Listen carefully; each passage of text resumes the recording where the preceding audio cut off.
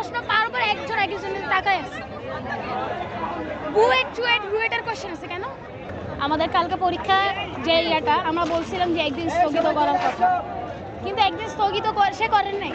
আমাদের কোমর সমান হাঁটু সমান পানি নিয়ে আমরা নাকি পরীক্ষা দিতে যাব। পরীক্ষার হলে যখন ঢুকি প্রশ্ন দেখে সবাই ফ্রাস্ট্রেশনে চলে যায়। কারণ কি একটা হলে কি 100% স্টুডেন্ট খারাপ হইতে পারে? আপনি বলেন একটা হলে 100% স্টুডেন্ট খারাপ হইতে পারে? আমি মানে 80% বা 85% স্টুডেন্ট খারাপ হইতে পারে, আর 15% বা 20% ভালো হইতে পারে। একটা হলে জীবনেও 100% স্টুডেন্ট খারাপ হইতে পারে না। আমরা প্রশ্ন পার করে একজন একজনের তাকায় আছে। রুয়েটের কোশ্চেন আছে কেন? আমরা কি রুয়েটে এখন অ্যাডমিশন দিতে যাচ্ছি?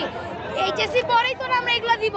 তার আগে নিয়ে এখন যদি এইচএসসি পাস করি, মনে করেন যে ফিজিক্সে পাস করে, তাইলে কি ধরে নিব তাহলে আমাদের রুয়েটে হয়ে গেছে, অ্যাডমিশন পরীক্ষা তাহলে দিব না, এমনি ঢুকে যেতে পারবো, তাই না? আমরা এখানে শান্তিতে আন্দোলন করতেছিলাম, এখানে নাকি প্রধানমন্ত্রী আসছে তাই পুলিশ আমাদেরকে আটকাইছে। আমরা কি প্রধানমন্ত্রী মারতে চাইছি নাকি আমরা প্রধানমন্ত্রী আহত করতে চাইছি? আমরা জানিও না এখানে প্রধানমন্ত্রী আছে।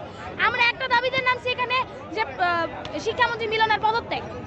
সে একটা শিক্ষামন্ত্রী লেভেলের, মানে সে অন্য দেশে দেখেন আপনারা দেখেন ওখানে আহত হয়েছে কেন? পুলিশ মেয়েদের গায়ে পর্যন্ত পুলিশ হাত দিছে কেন? তাদের কি সন্তান নাই? তাদের কি বাচ্চা কাচ্চা নাই? আজকে যারা হাত দিছে আল্লাহ তাদের বিচার করুক, এবং তাদের যদি মেয়ে সন্তান থাকে আমি তাদেরকে বলবো তোমাদের বাবা একটা কাপুরুষ। এটাই আসলে এই যে পানির মধ্যে পরীক্ষা দিতে যাওয়াটা আসলে কোমর পরিমাণ পানি, শিক্ষার্থীদের কতটা বিড়ম্বনা, এটা আসলে শিক্ষামন্ত্রীর চোখে পড়লো না কেন? তার কথা হচ্ছে সে যখন স্কুলে ছিল বুক সমান নদীর পানি পার করে সে পরীক্ষা দিতে যাইতো, স্কুল করতে যাইতো।